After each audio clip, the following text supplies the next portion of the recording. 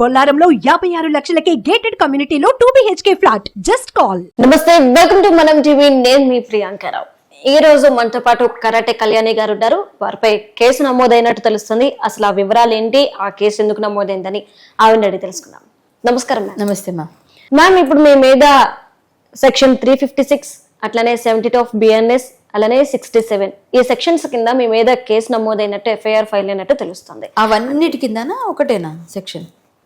అంటే వీటన్నిటి కింద ఫైల్ అయ్యింది అని చెప్పేసి అంటున్నారు. చెప్పారు. అది ఎవరి మీద చేశారు?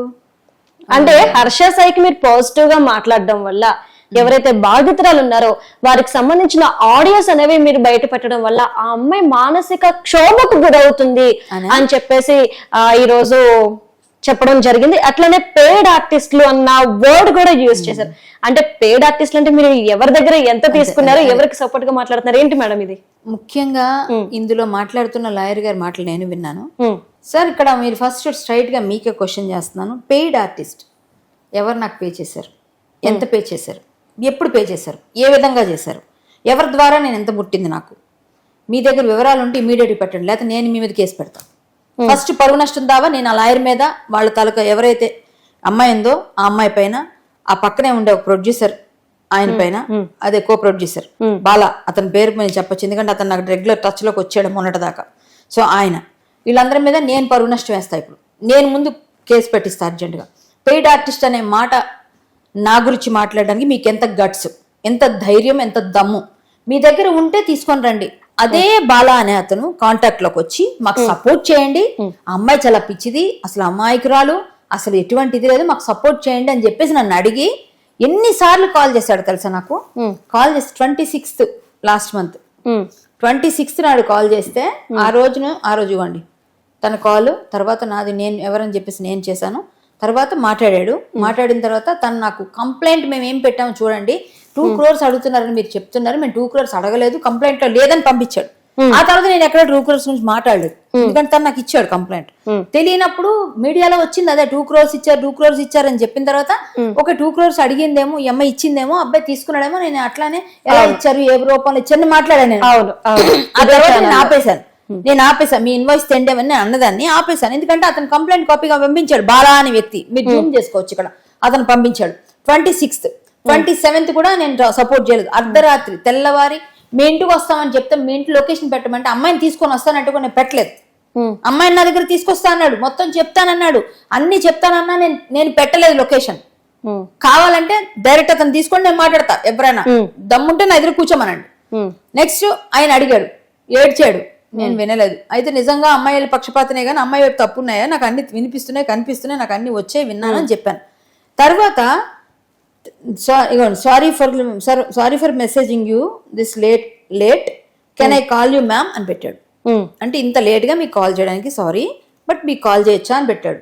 బాబు, మీరు ఎన్ని చెప్పినా ఆమె తప్పులు ఉన్నాయి, బయటికి వస్తున్నాయి, నేను కూడా మాట్లాడాను, నేను తప్పుకి సపోర్ట్ చేయను. ఇది మీరు జూమ్ చేసుకోండి. నేను ఏమని పెట్టాను మెసేజ్? తప్పుకి సపోర్ట్ చేయను. మెసేజ్ ఇక్కడ ఉంది క్లియర్ గా. బాబు, ఎన్నిసార్లే చేసినా, మీరు నాకు ఎన్నిసార్లు చెప్పినా, మా ఇంటికి వస్తానన్నా, మీరు నాకు అడిగినా, నన్ను బతిమలాడినా, నేను ఇక్కడ మెసేజ్ ఏమని పెట్టాను? బాబు, అమ్మాయి తప్పులు ఉన్నాయి, ఇక్కడ అమ్మాయి తప్పు చేసింది కాబట్టి నేను తప్పుకు సపోర్ట్ చేయను, మీరు ఎంత చేసినా అమ్మాయి తప్పులు ఉన్నాయి, నేను కూడా మాట్లాడాను, అందుకే కాబట్టి నేను చేయనని చెప్పాను కదా, మెసేజ్ పెట్టాను కదా. అంటే నేను ముందే వాళ్ళకి చెప్పేశాను కదా. అయిపోయిన తర్వాత నేను అమ్మాయి దగ్గర నుంచి కొన్ని మెసేజెస్, ఆడియో నాకు వచ్చిన వాళ్ళకి మచ్చుకు పంపించాను. ఆ అబ్బాయి ఏం చేశాడు, 27th నాకు కాల్ చేశాడు మళ్ళీ. ఒక్కసారి మీ లొకేషన్ షేర్ చేయండి అమ్మా, మార్నింగ్ 9కి వచ్చి మీట్ అవుతాను. ఓకే, ఇది బాలా పెట్టిన మెసేజెస్. ఒక్కసారి మీరు మీ లొకేషన్ షేర్ చేయండి, మీకు మార్నింగ్ వచ్చి మీట్ అవుతానని పెట్టాడు ఇక్కడ. ఓకే, ఎప్పుడు 27th ఐ థింక్ సో. తర్వాత 27th కూడా నేను పెట్టలేదు, రిప్లై కూడా ఇవ్వలేదు. నేను రిప్లై కూడా ఇవ్వలేదు ఇంకా. అవును, ఇక్కడ అబ్బాయి హర్ష సాయి ఏదైతే మాట్లాడాడో అది నాకు పంపించాడు. ఏ ఆడియో మీ అందరు వినదే,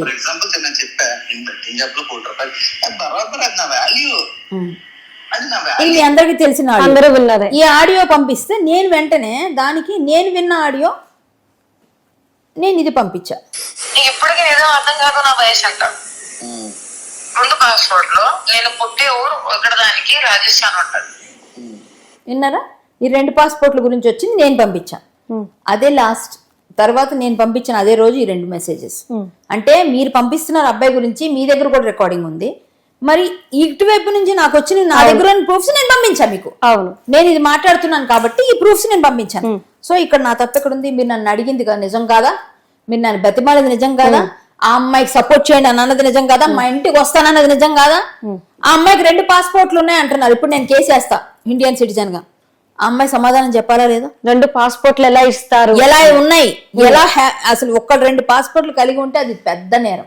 అవును, క్రిమినల్, చాలా చాలా పెద్ద అఫెన్స్ కదా. అలాంటప్పుడు మీరు ఎలా 2 పాస్పోర్ట్లు కలిగి ఉన్నాయి అన్నది అమ్మాయిది ఎందుకు బయట తీయట్లేదు పోలీసులు? ఇప్పుడు నేను కేసు పెడితే అది ఎంక్వైరీ జరగదా? ఎస్, ఇప్పుడు పెడతాను నేను. ఇంతవరకు నేను వదిలేసా ఫోన్లే అని, మొన్నే పెడదాం అనుకున్నాను కానీ నేను వదిలేసా. ఇప్పుడు పెడతాను నేను. ఎందుకంటే మీరు నా మీద కేసు పెడతారా? మీకు బాధ తగిలిందా, మీకు బాధ అయిందా, మీరు వచ్చి బతిమాలినప్పుడు మీకు సపోర్ట్ చేసేసి మీ వైపు మాట్లాడేస్తే తప్పులు చేసినా సరే మీరు మా మీద కేసులు పెట్టరా? లేకపోతే మీ ఇష్టం వచ్చినట్టు కేసులు పెడతారా? ఒక ఆడపిల్ల అంటే అంత ఈజీగా ఉందా? మీరే కాదు ఆడపిల్ల, అయ్యో సారీ అండి ఆవిడ కూడా ఆడపిల్ల అని అనవసరంగా ఆవిడ పేరు తీసుకున్నా అంటున్నా. ఆ లాయర్ గారికి చెప్తున్నా, ఏ లాయర్ గారు మీ ఇంట్లో ఆడపిల్ల ఉంది, మీ ఇంట్లో అక్క ఉంది, మీ ఇంట్లో చెల్లి ఉంది అన్నారు. ఎస్, అదే విధంగా మీరు కూడా మీ ఇంట్లో అన్న ఉంటాడు, మీ ఇంట్లో తమ్ముడు ఉంటాడు, మీ ఇంట్లో నాన్న ఉంటాడు, వాళ్ళు కూడా మగాళ్ళే, వాళ్ళు కూడా బాధింపబడుతున్నారు కదా. నేను మాట్లాడేది అదే కదా, ఆడపిల్లలే తిరిగి రివర్స్ అవుతున్నారు కదా. ఇప్పుడు అక్క చెల్లి ఉన్నట్టే అన్న తమ్ముడు కూడా ఉన్నారు కదా.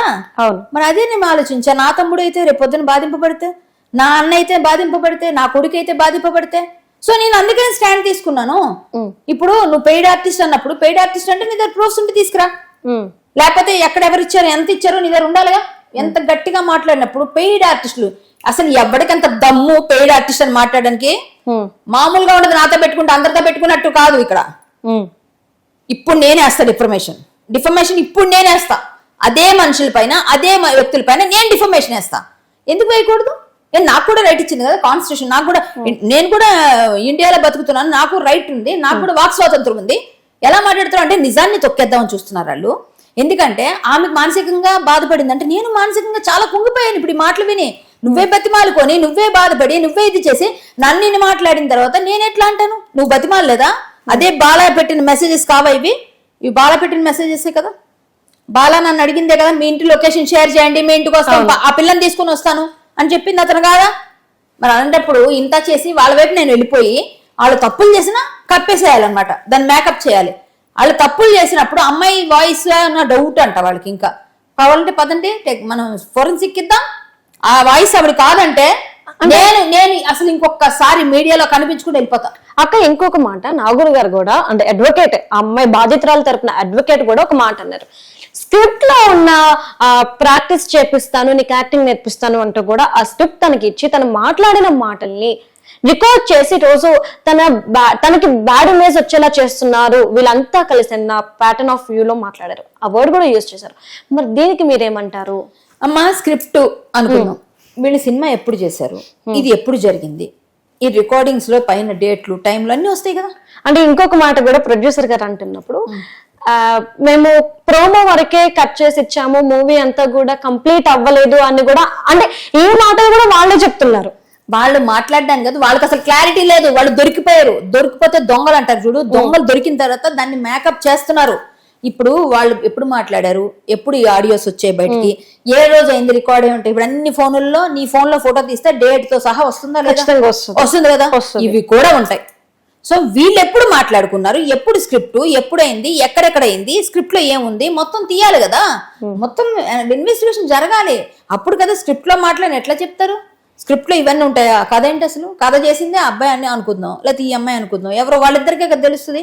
సో వీళ్ళిద్దరికే తెలిసినప్పుడు మాట్లాడినప్పుడు అబ్బాయి ఏమో అని మాట్లాడుతున్నాడు, కొన్నిసార్లు మాట్లాడుతున్నాడు అబ్బాయి, స్క్రిప్ట్ లో అవి కూడా ఉన్నాయా చెప్పమ్మా? కొన్నిసార్లు కాముగా వింటున్నాడు అనుకుందాం, కొన్నిసార్లు మాట్లాడుతున్నాడు కదా తను కూడా, అన్ని మాట్లాడిన కూడా ఉన్నాయి కదా, కొన్ని వచ్చాయి కదా. అప్పుడు అబ్బాయి కూడా స్క్రిప్ట్ లో అది ఉందా డైలాగు? ఏం మాట్లాడతారు అసలు? మాకు సినిమా వాళ్ళకి సినిమా కథలు చెప్తున్నారు. అంటే బాలా గారు మీకు ఆల్రెడీ కాంటాక్ట్ లోకి వచ్చి మాకు సపోర్ట్ చేయమని అడిగారు, ఈ రోజు మీకే రివర్స్ అయ్యారు కాబట్టి మీరు గాని ఆయన గాని ఈ కేసు పెట్టిన తర్వాత ఒకరినొకరు కాంటాక్ట్ అయ్యే పరిస్థితి వచ్చిందా? అసలు కాంటాక్ట్ అయ్యారా? కాలేదు. కేసు పెట్టిన తర్వాత రాలేదు, ముందు రాలేదు. ముందు కూడా నేను అవకాశం ఇవ్వలేదు బాలాని మాట్లాడడానికి కూడా, ఓన్లీ ఫోన్ లో తప్ప. ఆయన వాట్సాప్ కాల్ చేశాడు, మామూలు కాల్ చేయలేదు. ఎస్, అది కూడా నా వాట్సాప్ కాల్ చేశాడా, మామూలు కాల్ చేశాడా, ఒకసారి ఇప్పుడు చేసినట్టున్నాడు ఏమో, ఒకటి ఆటోమేటిక్ రికార్డ్ అయి ఉంటుంది, ఒకటి మామూలుగా ఉంటుంది. ఉంటే అది కూడా వెతికిస్తాను నేను కావాలంటే. తను ఏం మాట్లాడాడు, ఏం చెప్పాడు, తను సరే తన బతిమాలుకున్నాడు, ఏడ్చాడు, అడిగాడు. నేనేంటంటే కొంచెం నా ఫేస్ కొంచెం సోషల్ మీడియా ఇన్ఫ్లుయెన్సర్గా ఉన్నప్పుడు ఆటోమేటిక్గా మీడియాలో ఎక్కడైనా ఏదైనా వస్తే వెంటనే ఏంటి కళ్యాణి మాట్లాడిందని చూస్తే కొంతమంది అని ఉన్నారు నా ఫ్యాన్స్.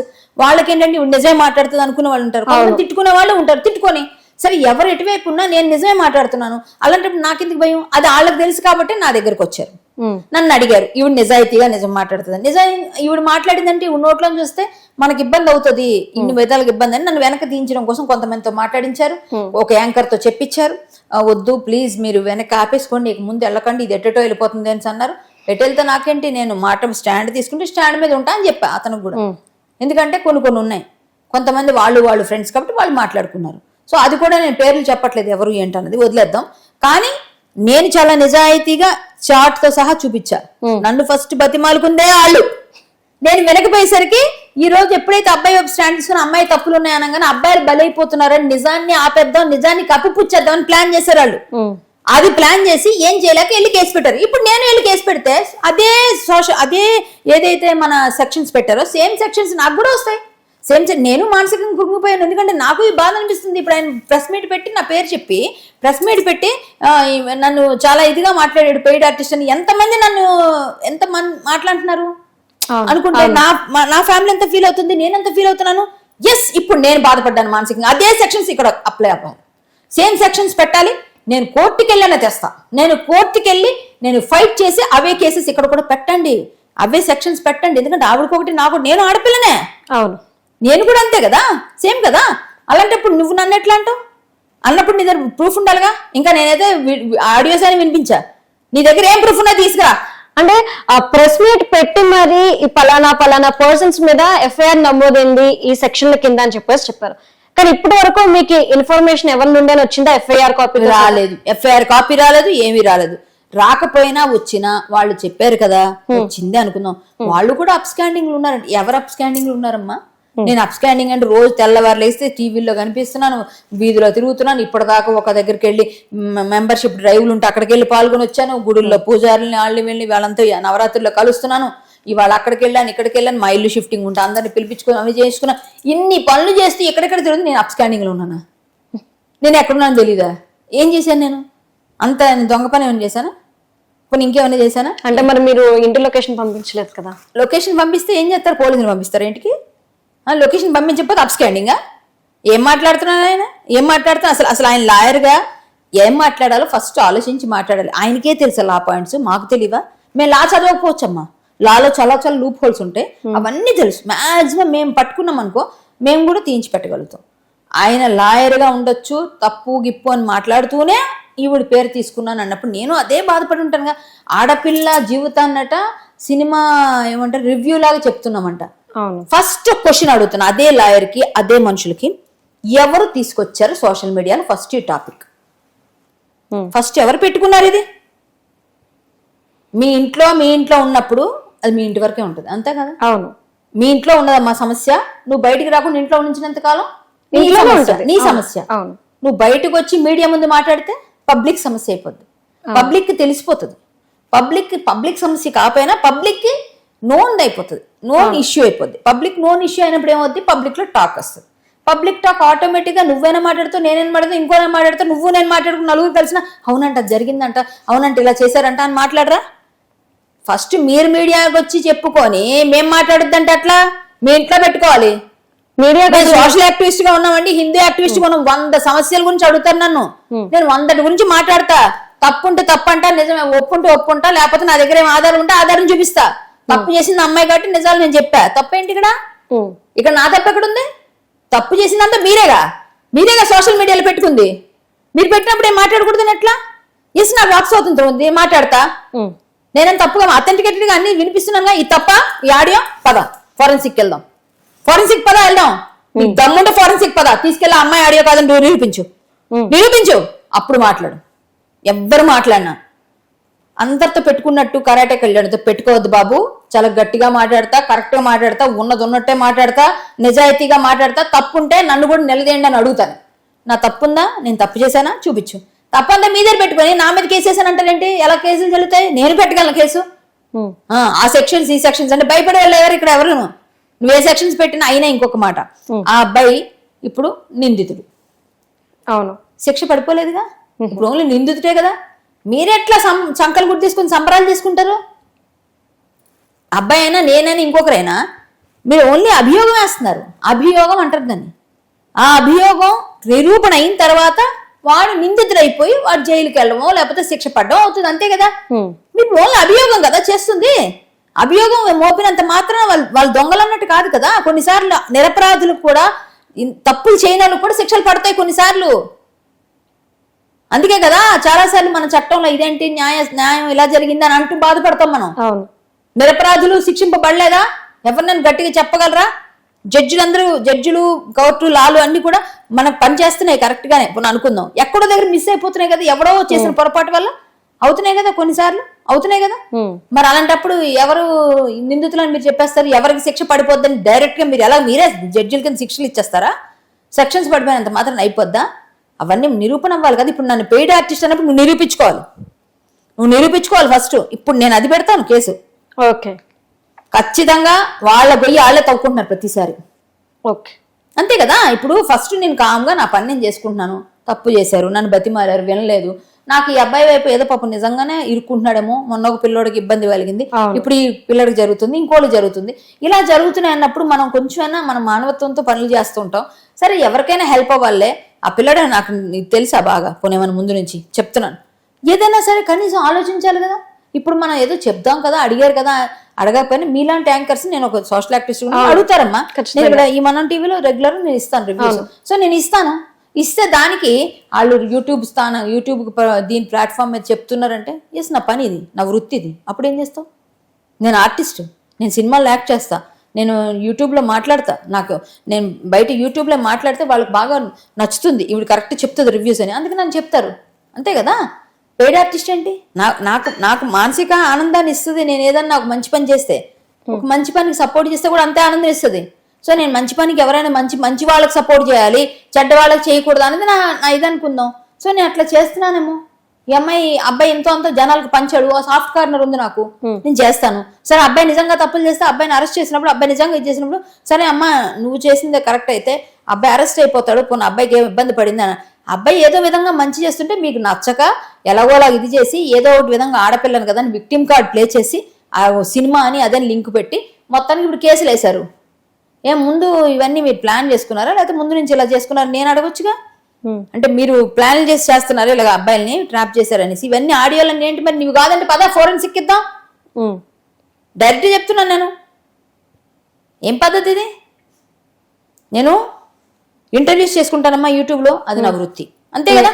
నా వృత్తి నేను చేస్తున్నా. నేను సినిమా ఆర్టిస్ట్ని, నేను 10 మందిని పిలుస్తాను, వస్తారు, ఎవరో ఒకరు వస్తారు, నాతో పాటు సపోర్ట్ చేస్తాను, నేను ఇంటర్వ్యూస్ చేసుకుంటున్నా. నేను నలుగురు నన్ను ఎవరైనా అడిగి ఒక చిన్నది ఏదైనా బయట ఇవ్వండి మేడం, మీరు ఏదైనా మాట్లాడితే కరెక్ట్గా మాట్లాడతారంటే నేను చెప్తాను. నేను సోషల్ వర్కర్గా ఫైట్ చేస్తుంటా చాలా సమస్యల పైన. ఎక్కడ ఏమున్నా నేను వెళ్తుంటా. నేను చేసినంత మంచి, నేను రోజు డప్పు కొట్టుకోక్కర్లే, రండి నేను చూపిస్తాను. మొత్తం లాస్ట్ మంత్ నుంచి ప్రోగ్రెస్ చూపిస్తాను. నేను ఏమేమి చేశాను, ఎన్నేం చేశాను. ఎప్పుడు నేను బయట డప్పులు కొట్టను. ఈవెన్ ఫేస్బుక్లో కూడా నేను పోస్ట్ చేయడం మానేశాను. నాకు కుదరట్లేదు, టైం సరిపోవట్లేదు. యాక్చువల్లీ మొన్న అయిపోయినవి కూడా నేను పెట్టుకోను అని చెప్తున్నా. ఇలాంటిది వీళ్ళేమో ఈవిడ ఇలా మాట్లాడింది, ఇలా ఎలా మాట్లాడుతుంది అంటే ఎస్ నాకు ఇష్టమైంది, నాకు అనిపించింది, నిజం అనిపించింది నేను మాట్లాడతా. మీరేమన్నారు నాపడానికి? మీరు నిజాన్ని నొక్కేద్దాం అనుకుంటున్నారా? నిజాన్ని బయటికి రానివ్వకుండా మన ఊర్లో నొక్కేసి కేసులు వేస్తారా? మీ మీద కేసులు వేయలేము మేము. ఇప్పుడు మీ ముగ్గురు మీద వేస్తా కేసు. మీ ముగ్గురు మీద నేనే వేస్తా కేసు. నేను అమ్మాయినేగా. ఎస్ డిఫర్మేషన్ వేస్తా, ఖచ్చితంగా వాళ్ళు తేల్చుకోవాలి. ఇదే సెక్షన్స్ ఏమేమి సెక్షన్స్ పడితే నేను కూడా వేస్తా. చూద్దాం ఏం జరుగుతుంది. Okay right, thank you so much. Thank you అమ్మా.